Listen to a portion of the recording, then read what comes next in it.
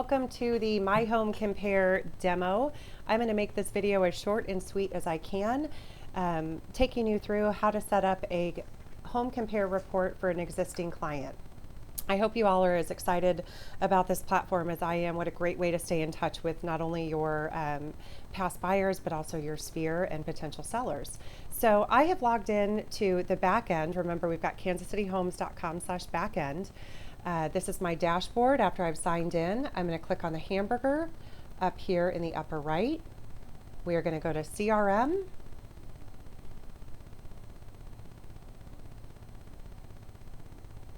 From here, I'm going to click into one of my contacts. We'll go into one of my little fake accounts here.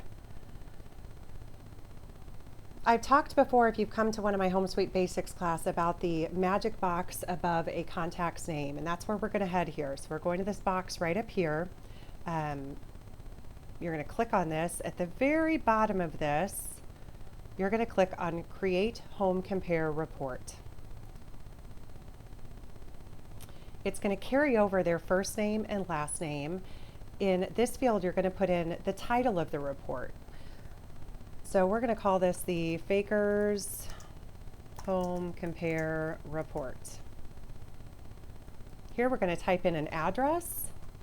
As we start typing, it should start autofilling here for you.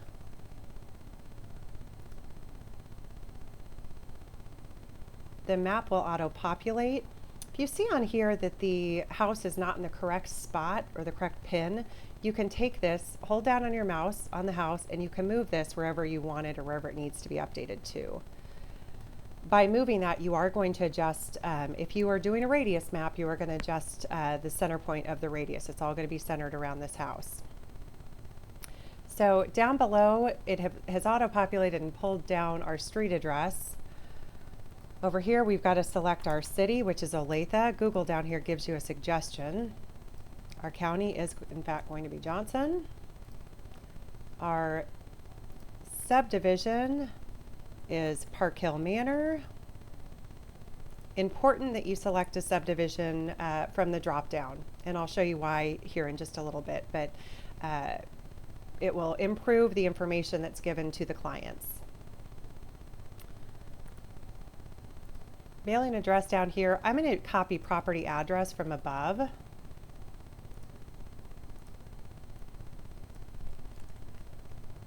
Oh, somehow our street address up here got messed up with my autocorrect.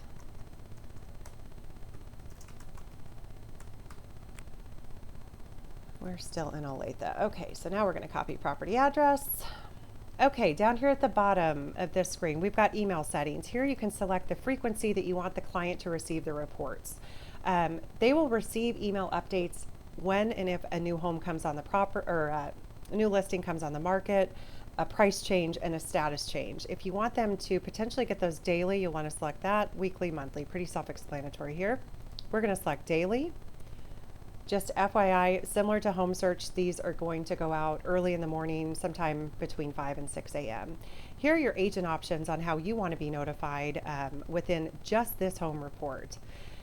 If you want to be notified on a new listing, you select the box. There's a price change, status change, and then if you want to get an email when the user enters a site, you can check this box. And I will forewarn you with this system, the user interface on it is a little bit easier for the clients. If they're logging in from a consistent device, it is going to remember them. So they're not going to have to log in every single time they click through one of our email updates. So you might not get emails when they enter the site at the frequency you did on our old site. So just be aware of that.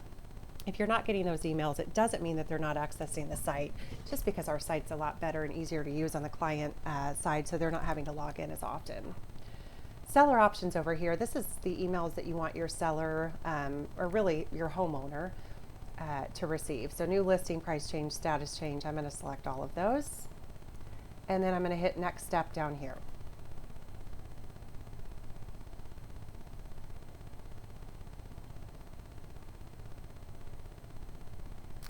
So the default on here is a radius, and the radius is set at 0.5 miles. That's going to be your default. If you don't want to use a radius and you want to, for instance, draw a polygon, you can do that. So up here, we've got some options with our map. We can delete the radius by just clicking the X next to it and draw a new one, or we can draw a polygon. For this house, I'm going to draw a polygon. To do that, I'm going to take my plus cursor sign here, click, click, click here, and then back up to the beginning point, and that'll complete my polygon. Once I have my map set the way that I want it, I'm going to click on this caret or down arrow right up here. This is going to bring up, think of this as the more options if you're setting up a search. Now keep in mind, you're not going to set this up like you would for a buyer. You want to keep this as broad and general as possible. The more filtered you get with the results, the less information you're really giving to your client, and you want to give them maximum amount of information on this. You don't want a sign to go into one of their neighbors' yards and for them not to get an email. They're immediately going to think that our system is flawed, that you're not providing them all the details, and it's not going to be as valued to them as it could be. So keep these pretty broad. Up here you've got the general price range, bathrooms, bedrooms, garages. Down here you can select or deselect neighborhoods. So if I want to select, if I don't want, let's say I don't want St. James Court in here, I'm going to select all of them because it's maintenance provided. It doesn't compare well with this house. I'm going to deselect that but select everything else. The polygon that I drew covers both Blue Valley and the Olathe School District, so I might select one or the other. I might select just Olathe because this house is really in the Olathe School District. I'm going to go ahead and let him see everything though because I want him to see what's going on. Down here, these are pretty important fields, and pretty soon you're going to see these possibly moved up here to the top in an enhancement. But your days back on non-active. So this is for your sold property. This is really where the value comes in for the clients. I like to go back at least 90 days on sold properties. If I was using a radius search, I could adjust that here as well as on the map. I'm not going to change any of these other options down below. Down here, you can get into changing just about every search option that you have available on the home search, but I'm going to, again, keep this pretty broad. When I'm done making these adjustments, I'm going to click right up here at the top, Refine Report. This is also available at the bottom of the screen too. So this takes us back into this view. Down here, I've got my summary. This tells me what I've done on the previous page, so I know if I need to go back and make any adjustments if I've forgotten anything. Down below, it's going to give me a list view of the different categories that we currently have houses sitting in. So we've got 4 actives right now, 3 show for backup, 5 pending, 20 sold. If I want to ignore a property, let's say you've got an outlier that you don't want to skew all of the information that's going to the clients, because you're going to see in a minute that there are some great reports, some highs, averages, lows on sales price, on listing price, etc. That information is going to be skewed if you've got an outlier property. So if you have one, I'll just use this one as an example, and you don't want it to be included in their report, you're just going to click ignore. If at any time you want to come back and put it back into the back into their report summary, you can come back and re-click, and it'll populate in their report. Clients don't have the ability, this ignore and unhide ability. We do. So once you're comfortable with these results, down here at the bottom, we are going to go ahead and hit save and proceed to next step. You do have the option to start over or to reset the criteria. So if you have really messed this up and you want to just start over, you can hit reset criteria here. We're going to go ahead and hit save and proceed to the next step. This is going to take us to the Home Compare Report Welcome email. The subject, you can adjust this if you want to. If you want to be blind copied on this email this email is going to your client, go ahead and check the blind copy box here. Down here it gives you a preview of the email.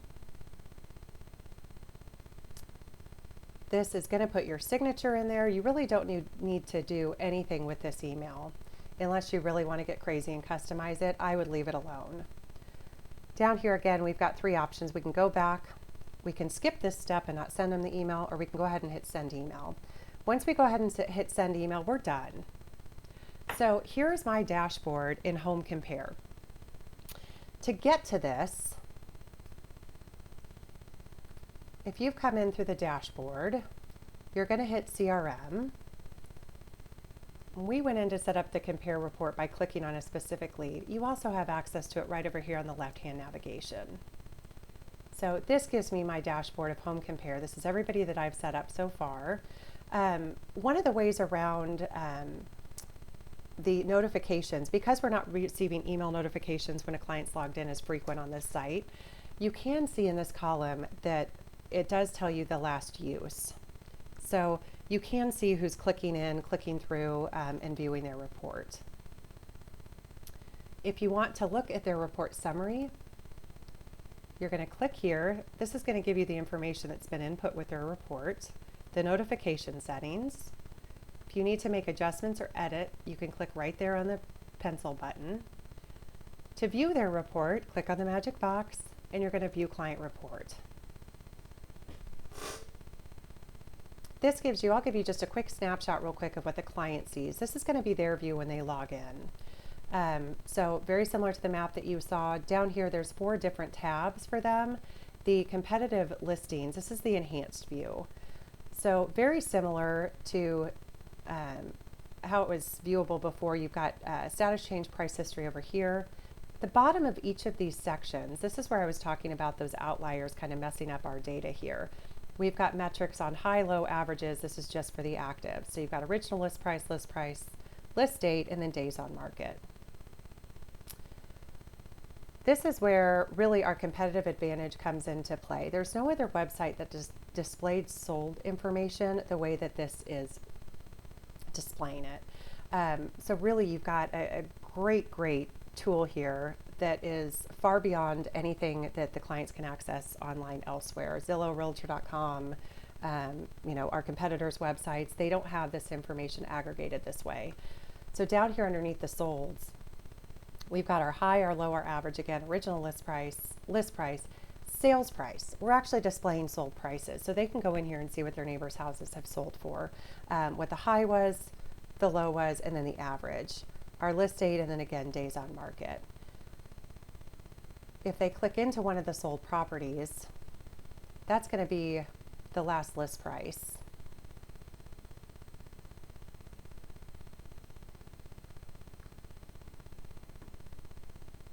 But on the, let me go back here, this price is going to be the sales price, so we are displaying that. Real easy to see there. So that is your quick tour of the new Home Compare.